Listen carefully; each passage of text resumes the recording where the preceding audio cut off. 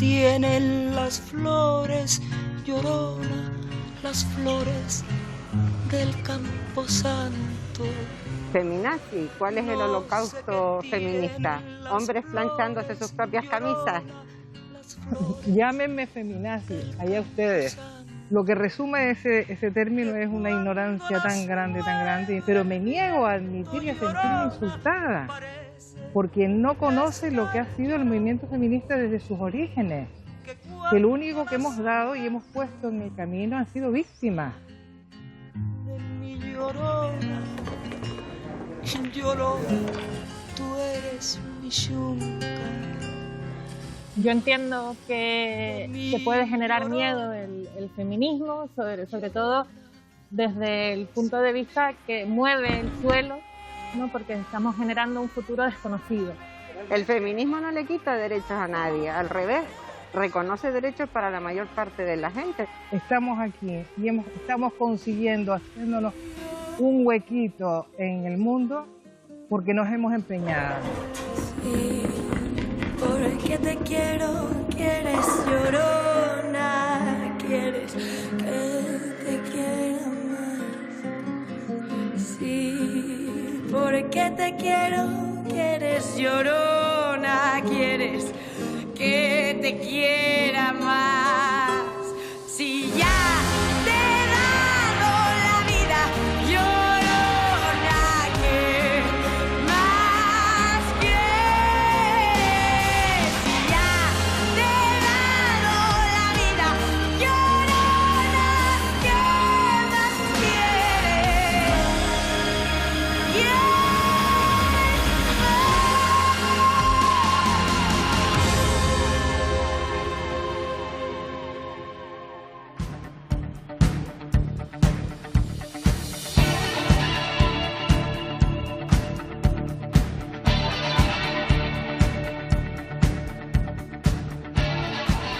Tú perdóname que empiece tan crudamente. ¿Tú eres una feminazi? Una feminazi, no, desde luego que no. Además es un insulto eso. ¿Y cómo hemos llegado a generalizar tanto la palabra feminazi, una palabra tan desagradable? Bueno, es el sistema reaccionario. A medida que vamos avanzando, que el feminismo va avanzando, que el movimiento feminista y las feministas con él vamos avanzando, y cuando hablo de feministas no hablo de mujeres y afortunadamente hoy en día hablo de hombres. A medida que vamos avanzando, el propio sistema, el sistema patriarcal, el machismo, se defiende. La palabra feminazis viene a estigmatizarnos, a darnos mala fama con el fin único de que nadie quiera ese contagio del estigma. A esas personas que utilizan términos como ese o parecidos a ese, ¿cómo les explicarías lo que es el feminismo? Pues el feminismo es un movimiento social pacífico, por encima de todo. El feminismo nunca ha matado a nadie, ni ha acarreado muerte, ni ha matado a ningún hombre, ni a ninguna mujer. Todo es un movimiento social, es un movimiento teórico también, crítico. Lo que persigue es la plena igualdad de oportunidades entre hombres y mujeres, entre todos los seres humanos que habitan el planeta. Hay personas que no creen en eso del patriarcado, y te voy a poner un ejemplo. Ahora hemos cambiado el sistema. Ahora el opresor es el macho heterosexual patriarcal. El patriarcado del machismo heterosexual. Eso es nuestra guerra ahora. En cuanto eliminemos a ese, encontramos la panacea y el paraíso. Nuestra guerra es contra el género, no la lucha de clase. Y para colmo se encuentra con otro elemento importante que le encanta al marxismo. El marxismo le encanta atacar a la familia. ¿Lo llevan los genes? Claro. Mira, ahora que lo escucho, hasta me atrevería a decir que estoy muy de acuerdo con él en bastante de las cosas que ha dicho. Sí, por ejemplo, que ahora, lo único que no ahora, quitando la hora y añadiendo que desde hace más de 300 años venimos luchando contra el macho machista, heterosexual, patriarcal. Eso es una verdad como un templo, ahí no tengo más que darle la razón. Básicamente porque el patriarcal y el machista es un sistema que se ha creado y en donde ubica la heterosexualidad no como una orientación sexual, sino como un sistema político que indica dónde está el hombre, dónde tiene que estar la mujer, qué roles les corresponden a uno, qué roles les corresponden a otro y cómo tienen que juntarse hombre y mujer para crear un núcleo al que llamamos familia. Ahí entramos en conflicto, pero en realidad familia sí queremos todos los seres humanos. Familia, llámese 20 personas, entre ellos hombres y mujeres, 2 personas, 2 hombres, 2 mujeres o un hombre y una mujer. Por lo tanto, en una parte sí estoy de acuerdo con él, en que nuestro enemigo, no ahora, sino de siempre, es esas personas, él dice macho, pero también son las mujeres, es ese sistema patriarcal en el que crecemos. Hablas de poder, en concreto. Por supuesto, es un sistema que marca jerarquía, que dice quién está por encima y quién está por debajo. Entre los mismos hombres también. ¿Es el feminismo marxista o tiene algún tipo de sesgo ideológico particular? El feminismo, para empezar, no es un movimiento individualista. Todo lo contrario, es un movimiento colectivo. Y lo que intenta marcar el sistema patriarcal es que que nos veamos cada vez más solas y más solos, porque tendremos mucha menos fuerza. Como bien dice aquí Rosa de Luxemburgo, tenemos una frase magnífica de ella, y ella lucha, y desde el feminismo luchamos por un mundo donde seamos socialmente iguales, humanamente diferentes, ahí puede que incluso entre el individualismo o lo individual, y totalmente libres todas y cada una de nosotras. ¿Es un derecho o ya es un deber tocar esos privilegios de los que habla para que haya un cambio estructural en nuestra sociedad? Bueno, yo creo que es un deber para la consecución de los derechos, de unos derechos que están siendo vulnerados. Tenemos que tocar los privilegios, porque los privilegios de uno implican opresión de otros, y de otras en este caso. Por lo tanto, es un deber absoluto de toda la sociedad en su conjunto, gobierno incluido, de tocar esos privilegios. ¿Son feministas las instituciones públicas, en particular las instituciones públicas de Canarias? Pueden ser feministas las personas que están ahí detrás. Ahora bien, es obvio que el sistema dista bastante todavía de ser feminista, de ser igualitario. Porque tú has dicho que el feminismo es la María de los gobiernos. Ha sido hasta ahora y siempre ha sido la María de los gobiernos. ¿Y eso lo estás sufriendo tú en carne propia dentro de tu cargo institucional? Pues sufriendo, tenemos un umbral tan grande de lo que es el sufrimiento, que yo no siento en absoluto que sufra. Yo considero que soy una persona afortunada, ocupo un cargo afortunado y estoy en un equipo afortunado. Y no hablo solo de mi consejería. Creo que dentro de todo es un gobierno que por lo menos se ha posicionado abiertamente, públicamente, en su pacto como un gobierno feminista, y eso marca yo creo un antes y un después. Ahora bien, si cogemos las leyes, si cogemos los procesos administrativos, si cogemos, pues evidentemente no puedo decir que estemos ante una estructura administrativa feminista, no, todavía distamos, estamos lejos de ello, pero sí estamos en el camino, sí lo creo.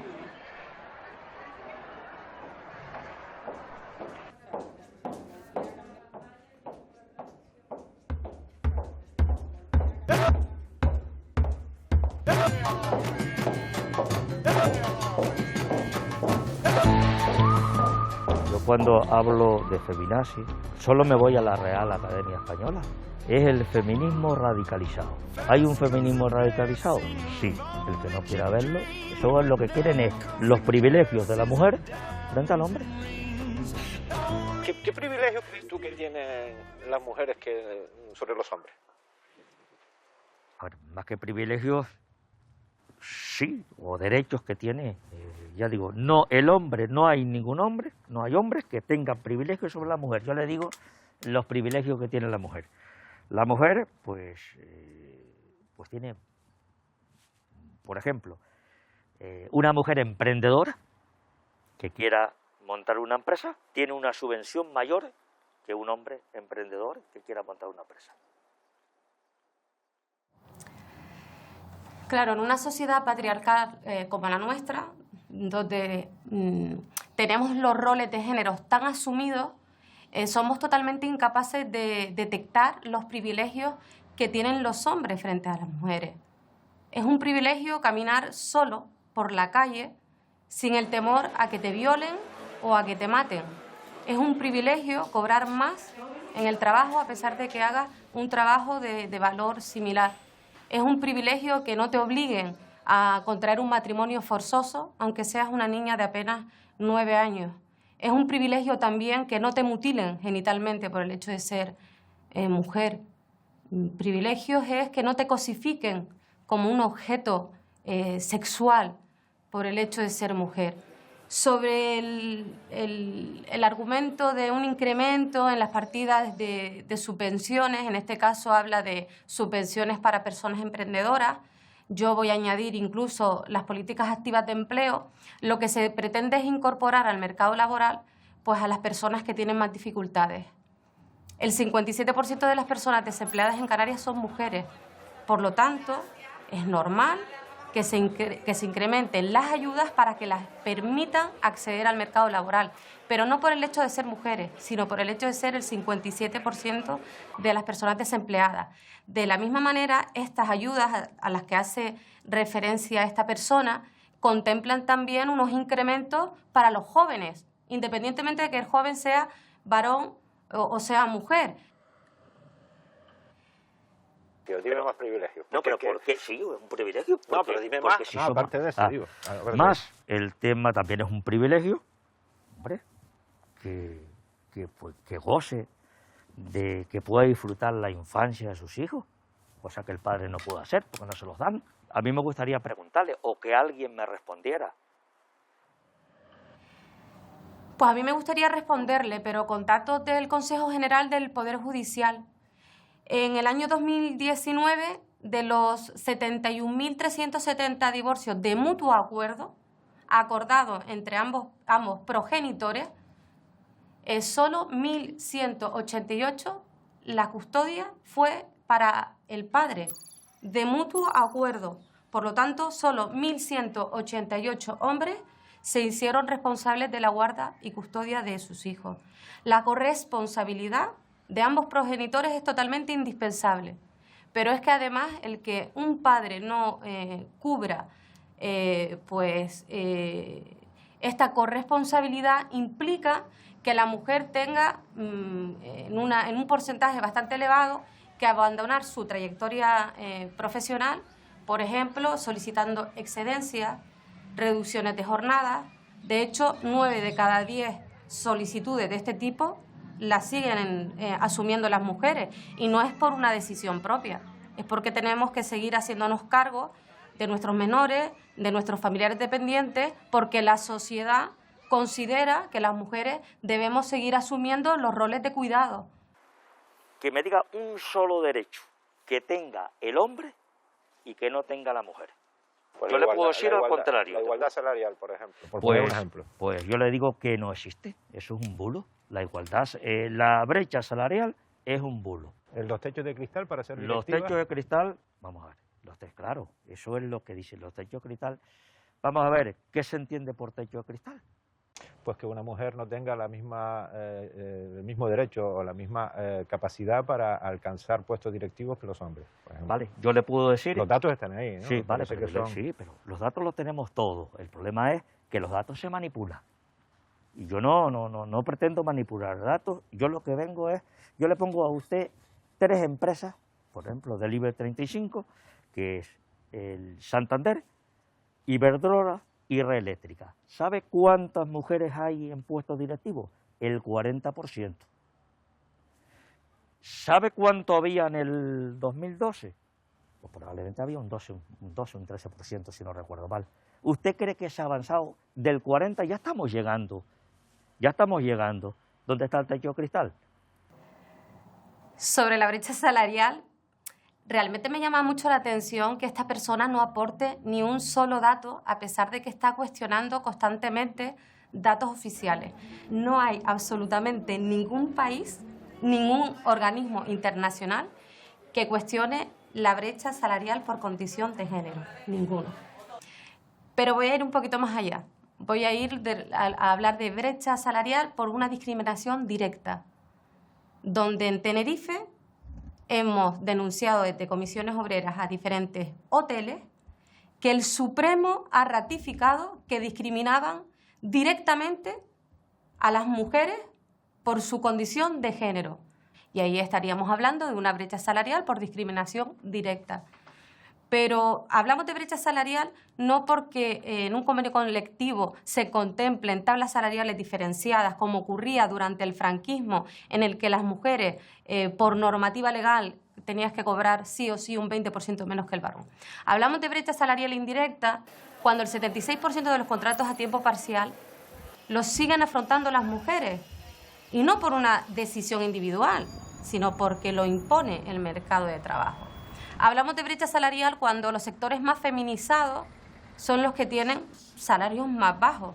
Por lo tanto, la brecha salarial incide desde diferentes cuestiones que lo que hace es ampliar esta diferencia de lo que cobramos hombres y mujeres con un valor, con unos trabajos equiparables, que en Canarias asciende al 14,7%. Si hablamos que cobramos 3.200 euros menos al año que nuestros compañeros varones haciendo funciones similares. Comentaba que la representación en empresas del IBEX 35 asciende en torno al 40%. Es cierto que ha habido una representación de mujeres al alza dentro del IBEX, de las empresas del IBEX 35, no llega al 40%, está en torno al 23%, según datos del propio IBEX, donde solo el 3% de mujeres son presidentas. Pues resulta que es que estamos preparadas. Resulta que no es una casualidad que el 57% de las personas universitarias seamos mujeres. Resulta que podemos y debemos acceder a cargos de dirección y además somos mucho más productivas. Desgraciadamente, el alza que se ha encontrado en estos puestos de dirección ha sido debida a la Ley Orgánica de Igualdad Efectiva entre Hombres y Mujeres, que recomiendan ir equiparando la representación entre sexos. No ha sido porque nuestra sociedad haya avanzado por iniciativa propia, ha sido porque una ley nos tiene que ir marcando el camino. Hay un derecho fundamental afectado cuando decía más derecho de las mujeres.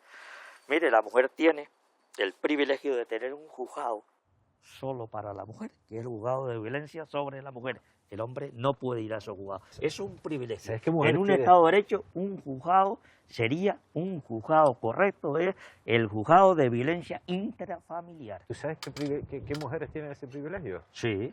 Las que sufren violencia. Y usted sabe, todas las que no sufren violencia y utilizan instrumentalmente la denuncia para sacar privilegios en el divorcio, en la custodia compartida, en la casa.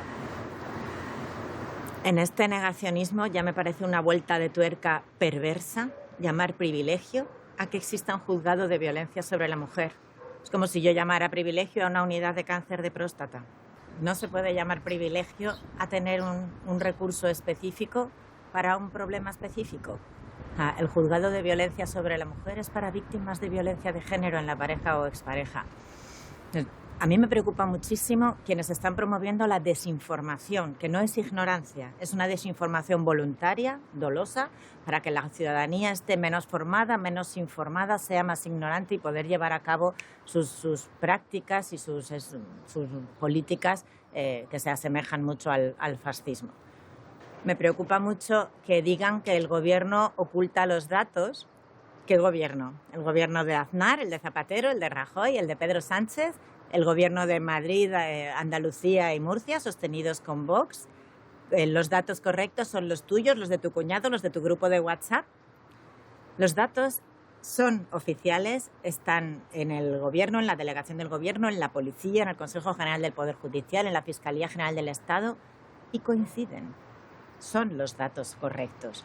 Y los datos son que el 57,3% de las mujeres mayores de 16 años residentes en España hemos sufrido algún tipo de violencia física, sexual, económica, psicológica, de control a lo largo de nuestras vidas.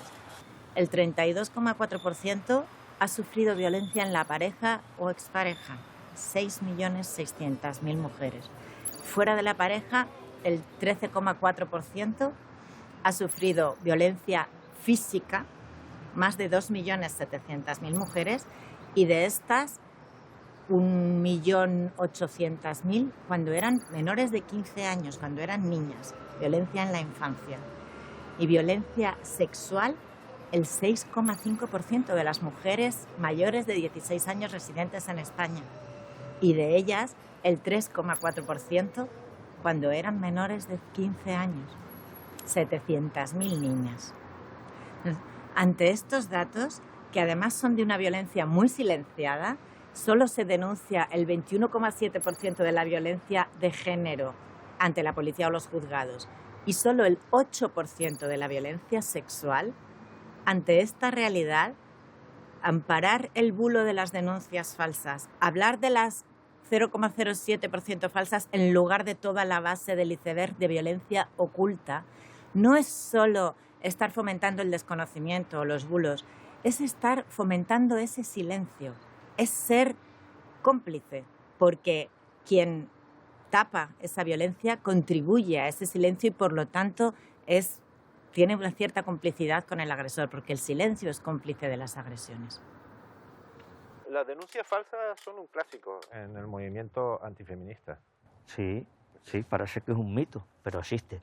Pero La son un denuncia porcentaje falsa, ridículo. sí, claro, si vamos al Consejo General del Poder Judicial, 0,0001. ¿Y a dónde tenemos que ir? Pero no, tenemos que ir al porcentaje real. Solo se computa aquella denuncia que el fiscal articula que ve indicios de que hay.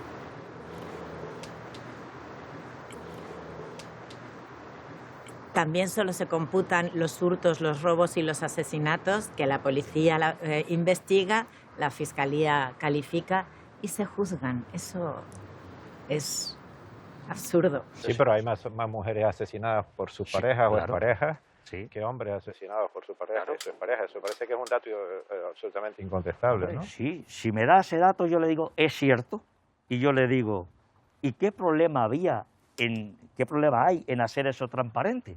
Vamos a poner el número de mujeres que fallecen a manos de su pareja, pero vamos a poner el número de hombres. ¿Por qué ocultan el número de hombres? ¿De hombres muertos por sus mujeres? Sí. ¿Dónde está esa cifra? No existe, la han quitado. ¿Tienes hijas? Claro que tengo hijas. Tengo 2 hijas y un hijo, creados perfectamente en igualdad. Y veo más discriminado a mi hijo que a mis hijas. Desde 2003 hasta la fecha de hoy, han asesinado a 1.075 mujeres a manos de sus parejas o exparejas. Han asesinado a 35 menores para hacer daño a sus parejas o exparejas. Hay más de 800 niños y niñas que se han quedado huérfanos porque su padre o la pareja de su madre las mató. Y las mató por el hecho de ser mujeres. Y las mató porque consideraban que eran un objeto de su propiedad. Bueno, yo creo que en una era donde tenemos tantas herramientas digitales a nuestra mano, es tan sencillo encontrar la información si realmente queremos acceder a ella. Vuelvo a los informes emitidos por el Consejo General del Poder Judicial. En este caso, del último trienio, 2016-2018, en el que se establece que 22 hombres fueron asesinados a manos de sus parejas. De estos 22 hombres, dos de ellos fueron asesinados por otros hombres. Por lo tanto, 20 hombres en este trienio fueron asesinados a manos de sus mujeres o exparejas mujeres. Durante el mismo periodo de tiempo, 151 mujeres fueron asesinadas a manos de sus parejas o exparejas. Con una diferencia tan abismal, es totalmente necesario que haya diferencias normativas que protejan, que den cobertura a todas esas mujeres víctimas de violencia de género. Los datos están, no se ocultan, son públicos. Se puede acceder a través de la página del Consejo General del Poder Judicial, pero lo que hay que tener es intencionalidad de acceder a ello y no manipular la realidad.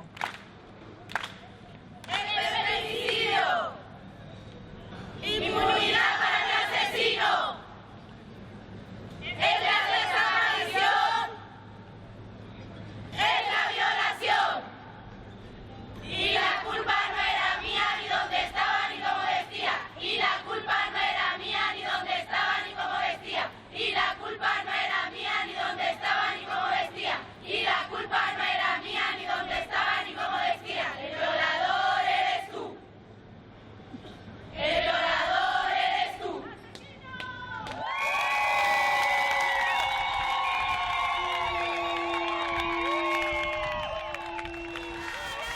los celos, una emoción destructiva.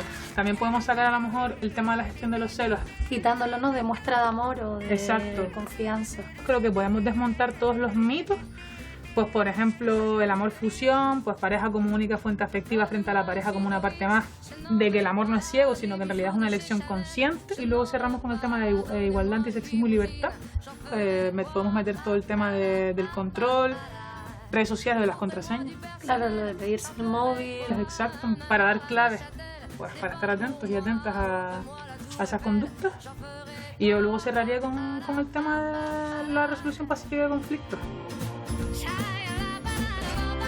Por los buenos tratos es un proyecto de prevención de violencia sexista en parejas jóvenes y básicamente lo que nosotros procuramos trabajar con los chicos y con las chicas en las aulas es acerca de unos valores que consideramos necesarios para construir unas relaciones satisfactorias, ¿no? Son valores como la igualdad, la solidaridad, la resolución pacífica de conflictos, la libertad para decidir sin condicionantes sexistas o la autonomía personal. Hay gente que dice que eso que ustedes hacen en las escuelas es adoctrinamiento. Pues bueno, yo me dedico a educar o a procurar dar claves para construir unas relaciones más satisfactorias. Nos enfocamos en la pareja, pues porque bueno, al final es un proyecto de prevención de violencia sexista, pero al final estamos hablando de valores como la igualdad, la solidaridad, la no violencia. O sea, educar de esta manera en las aulas es un reto, un compromiso para que la sociedad avance hacia una sociedad más igualitaria, ¿no?, y más respetuosa. Es verdad que hay temas en los que a los chicos están más cortados que las chicas y viceversa, ¿no?, según otros temas, pero en general hay una participación más o menos... No, o sea, que asumen, valoran esta formación, la valoran como algo que les resulta importante o como algo divertido. No, para nada. O sea, es un tema que les remueve además. Muchas veces cuando les dicen, no, es que vienen a dar una charla de violencia de género, tal, ¿no? Como que ellos se hacen y ellas se hacen una idea, pues a lo mejor de la típica charla más que esta, que al final va a acusar a que todos los hombres son potenciales maltratadores, todas las pibas, todas las chicas van a ser potenciales víctimas, ¿no? Entonces, cuando de repente rompemos con esa idea y se dan cuenta de que estamos hablando de chicos y de chicas normales que tienen relaciones normales, que hay relaciones en las que hay, pues a lo mejor no hay unas buenas prácticas, que no quiere decir que haya maltratos. Muchas veces ellos y ellas se abren en canal, ¿no? Y de repente te ves escuchando pues relatos de vida, pues de relaciones tóxicas o de... Cónchale, pues yo esto me he dado cuenta que a veces lo reproduzco, pues estas conductas, ¿no? Y al final se genera un espacio de seguridad que para mí, yo he trabajado en otros sectores, pero yo nunca he visto a nivel profesional tanta gratificación, ¿no? Cuando ves que esto llega, ¿no? Que de verdad piden que vayamos a los centros. El grado de satisfacción del piberío es alto. ¿Se escucha la palabra feminazi en las aulas? Alguna vez la he escuchado en intervenciones que he tenido, que esto también es un efecto de ese uso negativo de las redes, que de repente hubo una viralización de este concepto también en redes, que al final pues ha hecho mella, es verdad, pero bueno, me lo han dicho 2 veces, ¿eh? Yo llevo en las aulas pues cerca de 4 años. Normalmente lo suelen soltar como un rollo de, bueno, yo soy feminista pero no feminazi, o como que contraponiendo, sí, ¿no? Que una cosa... No, es como que está bien que reivindiquen sus derechos, pero no se pasen, ¿sabes? Como que a lo mejor marcando el territorio, ¿no? Exacto, sí, como si fuera algo radical, que también es... Muchas veces cuando, pues eso, radical es ir a la raíz del problema. ¿Y estas nuevas generaciones son feministas? Yo me atrevería a decir que sí. Hay mucha mayor expresión de la diversidad. También hay una mayor expresión de relaciones amorosas, ¿no? De que se habla más, aunque sigue habiendo tabús e ideas preconcebidas y mitos y demás, ¿no? O sea, una cosa no quita la otra, pero creo que sí que hay una mayor presencia del feminismo en la gente joven. El activismo se ha hecho más virtual, ya incluso se habla de ciberfeminismo. ¿Cuál es el feminismo que viene? Bueno, yo creo que ya estamos de lleno en una cuarta ola en donde empezamos otra vez a darle vueltas a esto del sujeto del feminismo.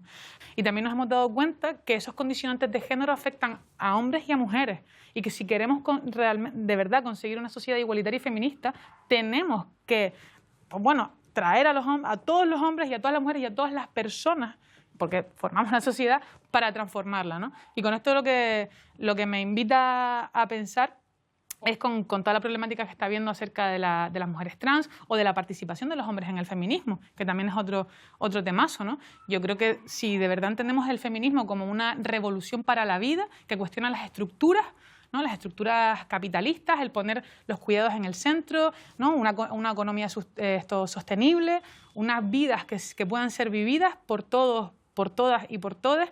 Creo que es necesario que todos, todas y todos nos sumemos a ello, ¿no? Aquí lo único que se está tratando de hacer es ensanchar los márgenes de libertad para que las personas decidan quiénes son. Pero eso está generando una tensión dentro del feminismo que están aprovechando los enemigos del feminismo. Por supuesto. Y de hecho creo que es un problema que tenemos las feministas, que tenemos que sentarnos a debatir. El sujeto del feminismo es uno de los grandes temas. Tenemos temas de trabajo sexual, de maternidad subrogada. O sea, hay infinidad de temas que entroncan con todo esto. Pero si queremos una sociedad feminista, tenemos que empezar por sentarnos y hablar.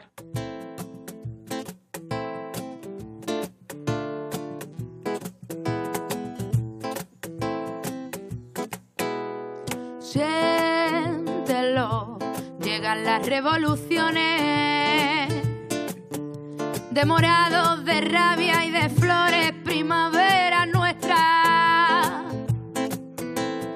Se oye el puño en la mesa, son las hijas, las esclavas, las poetas, las sin miedo y sin careta.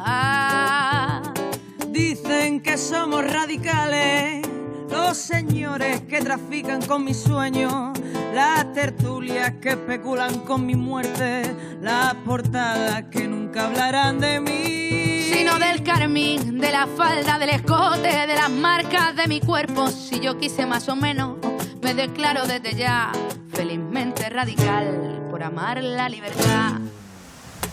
Hoy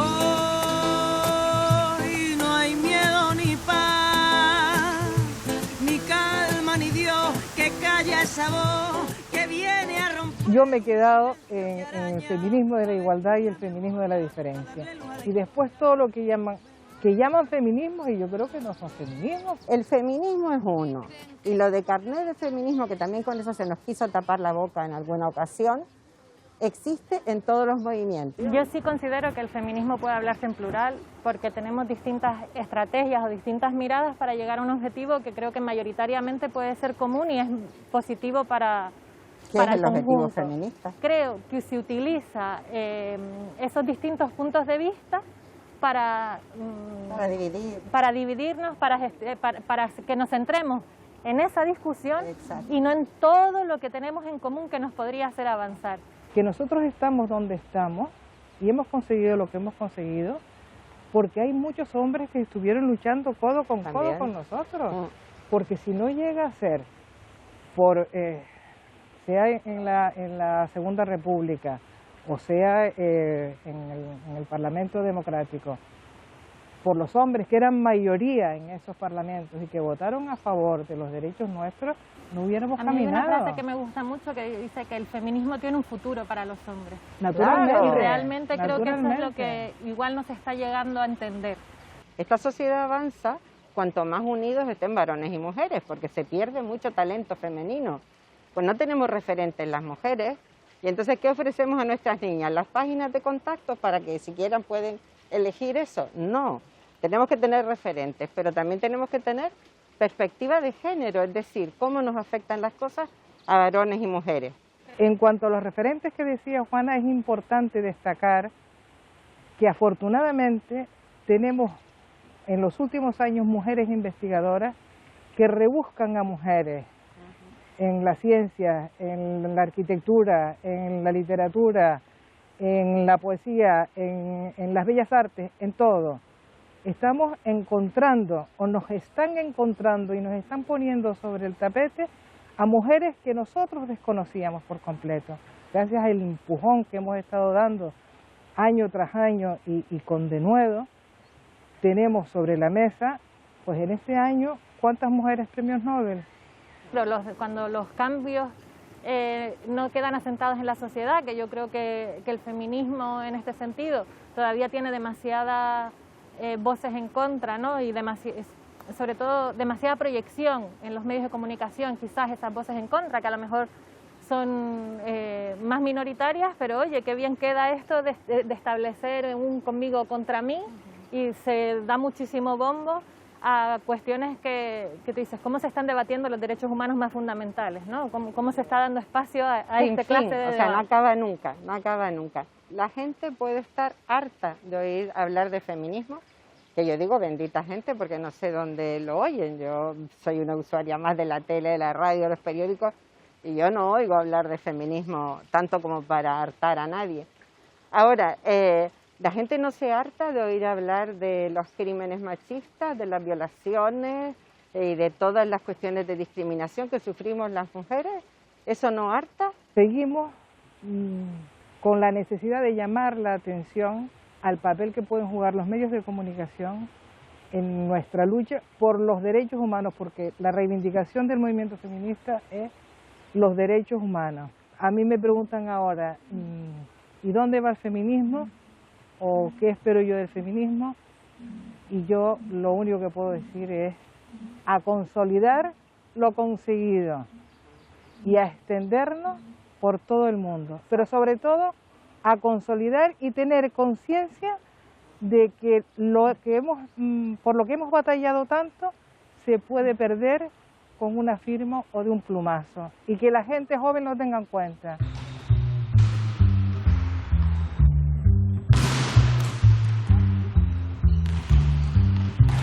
My baby don't care for shows. My baby don't care for clothes. My baby just cares for me. My baby don't care for cars and races. My baby don't care for high-tone places. Liz Taylor's not her style. Even Lana Turner's smile is something she can't see. Feminazi. A España llegó por un académico de la lengua que debe de pensar que el que pidamos en España que los señores planchen sus camisas es lo mismo que un holocausto también. Y entonces se enorgullece ese corresponsal de guerra, se enorgullece de haber importado el término y haberlo puesto de moda, pero lo puso de moda, y eso es lo peor, entre unos grupos a los que nadie hacía caso porque eran grupos minúsculos de ultraderecha que no decían más que tonterías la mayor parte de las veces, que de pronto al utilizarlo un académico se sintieron legitimados. De hecho, hemos acuñado las feministas un término para este señor que es, en su honor más bien, no solo para él, que es Pérez revenirse. Para toda esta gente que está encantada de ser machista recalcitrante, pues les llamamos Pérez revenido, acuñando desde el feminismo. El lenguaje inclusivo es un tema siempre polémico. Es que el lenguaje inclusivo despierta mucha resistencia y enfada a la gente de una manera brutal. Se ha transmitido a la sociedad una idea de que el lenguaje inclusivo es algo que va a perjudicar al idioma, que va a hacer que no podamos entendernos, pero sin embargo el lenguaje inclusivo es una cuestión de justicia, es nombrar lo que hay. Tú fíjate la diferencia que hay entre contar la verdad o solo media verdad. Media verdad es media mentira, y eso es lo que está pasando con la manera en la que hablamos, que estamos contando solo media verdad y lo que queremos es que se muestre la verdad completa. ¿Y por qué estamos contando media verdad? ¿Porque se está quedando fuera media sociedad? Se está quedando fuera como mínimo la mitad de la población, porque con el lenguaje inclusivo no solamente estamos hablando de nombrar a las mujeres, eso sería un lenguaje no sexista. El lenguaje inclusivo va un paso más allá y supone el nombrar a las mujeres por un lado, pero también a colectivos que han estado tradicionalmente discriminados, con lo cual es mucho más de la mitad de la población. ¿Por qué esos colectivos y las mujeres han estado tradicionalmente discriminados en el lenguaje? Sí, claro. Sobre todo como reflejo de la sociedad que discrimina en general, pero también porque quien tiene la capacidad de definir tiene prejuicios, y esos prejuicios se trasladan a las definiciones y se trasladan a la manera de hablar y se trasladan a la manera en la que se ve el mundo. Estamos hablando de los señores de la Real Academia Española de la Lengua, porque son mayoritariamente señores. A lo largo de la historia, 500 señores y 11 mujeres. Sí, yo los llamo señoros. ¿Cómo el relato patriarcal construye y moldea a la mujer? Pues de una forma completamente perversa, porque se nos muestra como débiles, se nos muestra como incompletas, como charlatanas, como veleidosas, como poco de fiar, y además, y a la vez, se nos pone en un altar de pureza, de virginidad, con lo cual se nos está pidiendo todo el tiempo una cosa, la contraria, y hagamos lo que hagamos, nos coloca en una situación en la que podemos ser juzgadas y sancionadas. Es muy difícil. Hay, por ejemplo, casi 200 sinónimos de prostituta en el diccionario. O sea, cualquier cosa que haga una mujer puede hacer que la llamen puta. Así que imagínate en qué lugar nos deja eso. Y con estas perspectivas, ¿estamos preparados ahora mismo? ¿Está la sociedad española preparada para un cambio en nuestra manera de hablar? Yo creo que las condiciones mínimas están, pero falta el conocimiento necesario. Sí que tenemos la conciencia de la desigualdad. Hace falta, para nombrar sin discriminar, hacen falta 3 cosas. Primero, tomar conciencia, después adquirir las herramientas y, por último, la práctica y la fluidez. Yo creo que la mayor parte de la sociedad ha tomado conciencia. Lo que pasa es que la parte que no ha tomado conciencia da mucho ruido, pero yo creo que una buena parte, yo soy muy optimista y creo que una buena parte de la sociedad ya tiene la conciencia de la injusticia que supone no nombrar con las palabras. Pero todavía falta esa adquisición de herramientas, porque nos han hecho pensar que el lenguaje inclusivo es decir españoles y españolas, todos y todas, ciudadanos y ciudadanas, pero no es solamente eso. ¿Qué más es el lenguaje inclusivo? Pues sobre todo saber dónde no estamos y cuáles son los mecanismos que nos esconden para intentar evitarlo. Yo ahora mismo estoy hablando con lenguaje inclusivo todo el tiempo y creo que no he utilizado masculino y femenino ni una sola vez. ¿Y me estás entendiendo? Es más fácil de lo que parece, ¿no? O claro, de lo que nos tratan de hacer. Claro, nos lo pintan muy mal, nos ridiculizan, pero no es verdad, se puede hacer. Te voy a enseñar este titular del País. Muñoz Machado, Santiago, el presidente, ¿no? Jurista, además. Tenemos una lengua hermosa y precisa. ¿Por qué estropearla con el lenguaje inclusivo? ¿Realmente va a sufrir algo la lengua? ¿Podría sufrir algo la lengua española? Donde se dice almóndiga, admitido por estos señores. Si empleamos lenguaje inclusivo. No, absolutamente no. Y ahí sí que soy muy tajante. Se puede utilizar lenguaje inclusivo manteniendo la lengua igual de bella, pero eso me lleva a lo que te decía antes. Si esta gente que está en la academia no es capaz de hacerlo, igual tenemos un problema con la gente que hay en la academia, porque realmente se puede hacer. Entonces, solamente caben 2 opciones. O lo dicen con mala intención o lo dicen por desconocimiento. Si es por desconocimiento, muy mal. Y si es por mala intención, tan malo o peor.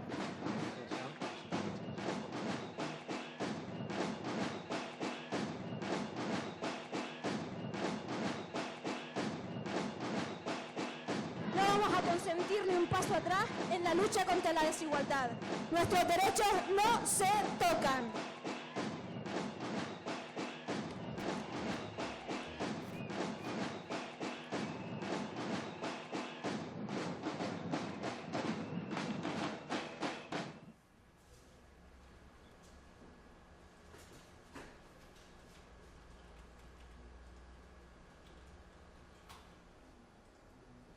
Eres profesora de Derecho del Trabajo en la Facultad de Ciencias Jurídicas y Sociales de la Universidad de Las Palmas de Gran Canaria, una facultad eminentemente masculina. ¿Cómo lo llevan ellos? Lo llevan como pueden. Seguimos siendo minoría frente a una apabullante mayoría de hombres y la percepción que ellos tienen es que somos un poco intrusas, ¿no? O por lo menos eso es lo que nos hacen sentir a nosotras. Voy a hablar por mí, no voy a hablar por las demás, pero yo sigo sin percibir la representación o la legitimidad que ellos sí que se arrogan como profesores. ¿Cómo son los futuros abogados y abogadas que va a dar esta facultad? Creo que son una generación sobradamente preparada, pero que pecan de ingenuos, de ilusos o de utópicos. Entonces son muy reacios, por ejemplo, a las medidas de acción positiva, a las cuotas. Son generaciones de jóvenes que piensan, sobre todo las mujeres, que no necesitan ser ayudadas para remover obstáculos. Es una ingenuidad. Luego se encuentran con la realidad. ¿Es una ingenuidad o un problema de formación? Y de información, por supuesto. Sobre todo de información. Hay una percepción generalizada, Carlos, de que esto a mí no me va a pasar. Yo soy una joven universitaria con un expediente brillante En la facultad me muevo entre iguales y no tengo problemas con mis compañeros varones, y esto va a ser así en la realidad. Pero si basta con que miren a esta propia facultad lo que te ha pasado a ti, que te llaman feminazi, que te llaman la roja feminista, sí, que algunos de tus compañeros te llaman la becaria todavía. Después de 20 años, sí. Los alumnos no están acostumbrados a visibilizar la realidad de las mujeres en una facultad en la que siguen siendo los hombres mayoría. Hay una frase tuya que está escrita y publicada y divulgada que dice que el derecho en esto de la igualdad siempre llega tarde. Sí, a ver, el derecho nunca puede llegar antes, porque el derecho siempre aparece cuando la realidad exige que aparezca. La Ley de Igualdad del año 2007 fue una ley muy bien intencionada, que yo creo que partía del error de pensar que la sociedad ya estaba madura para entender ciertas cosas, nada más lejos de la realidad.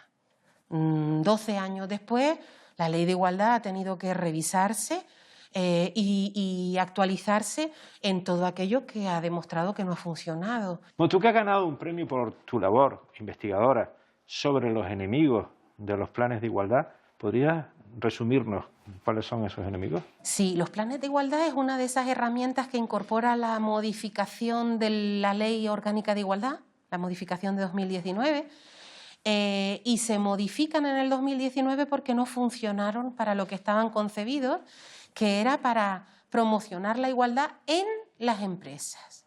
¿Cuáles son los enemigos de los planes de igualdad? Pues precisamente yo destaco 3. Un diagnóstico incorrecto. Las empresas están obligadas a llevar a cabo un diagnóstico previo de su situación, con números de su plantilla, con una incluso auditoría salarial para ver qué cobran hombres y mujeres en función de sus puestos de trabajo. Si ese diagnóstico se maquilla o se falsea, en el peor de los casos, va a ser un diagnóstico incorrecto que va a dar lugar a medidas que no van a responder a las necesidades del diagnóstico real. El segundo enemigo, también perversísimo, es el de elegir unos contenidos equivocados. Y eso, por ejemplo, es evidente en la violencia de género y en la conciliación. Las empresas entienden la conciliación como una forma de regular únicamente los permisos que expulsan a las mujeres de sus puestos de trabajo. ¿Y el tercer enemigo? El tercer enemigo es el que hace referencia a la necesidad de evaluar y seguir el grado de cumplimiento del plan de igualdad. Muchas empresas han aprobado el primer plan de igualdad, ha transcurrido el tiempo, no han hecho balance ni seguimiento del cumplimiento de las medidas que habían implementado y no se han planteado ni siquiera negociar el segundo plan de igualdad. Pero una vez llega la ley y se aplica en los tribunales de justicia, ¿están estos tribunales de justicia administrando las leyes relativas a la igualdad de una manera justa? No siempre. Algo de lo que se han quejado las asociaciones de jueces es de la falta de formación en género de los propios jueces.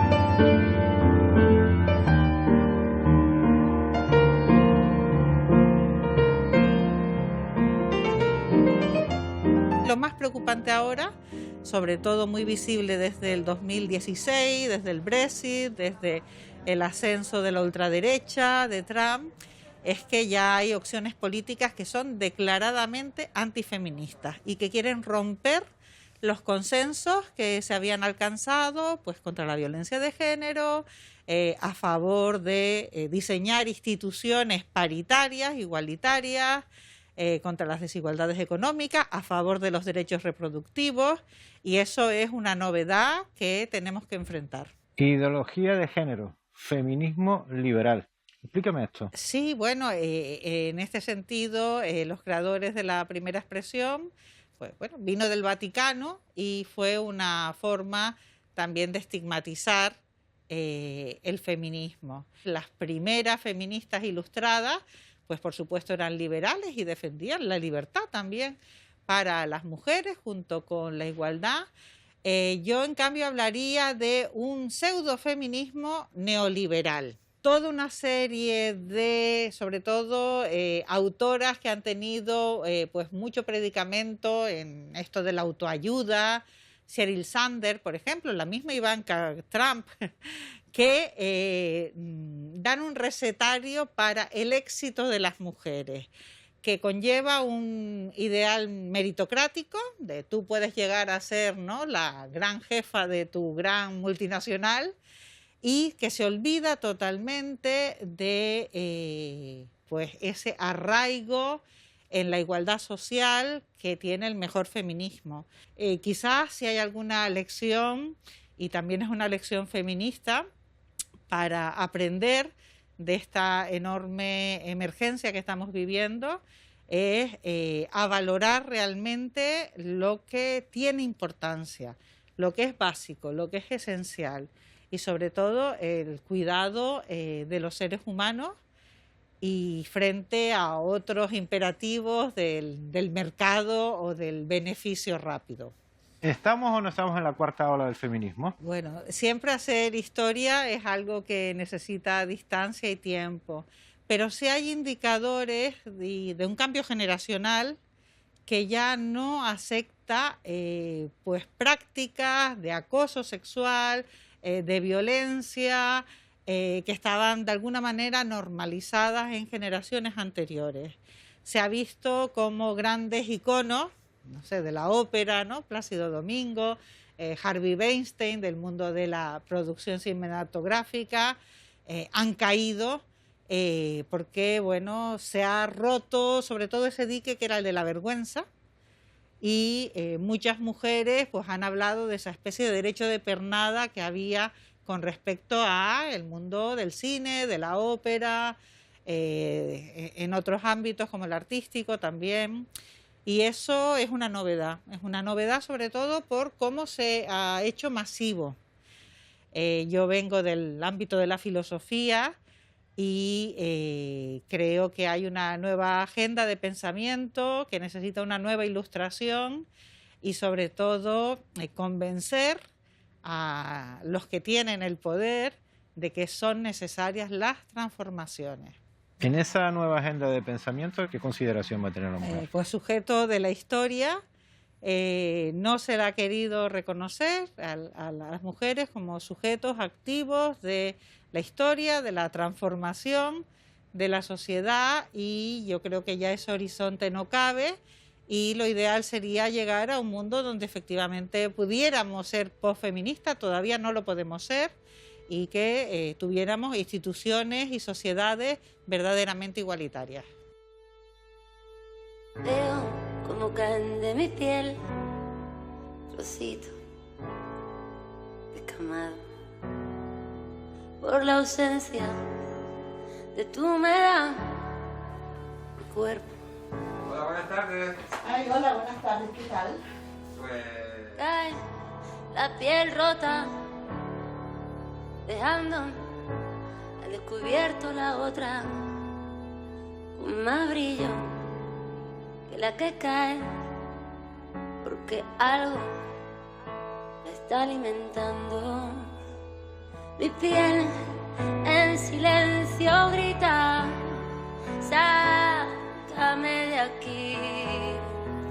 Mi piel en silencio grita, oxígeno para respirar, respirar de esta falta de ti, respirar de esta ausencia de mí, respirar para sentir mejor, respirar para aliviar el dolor, respirar, respirar.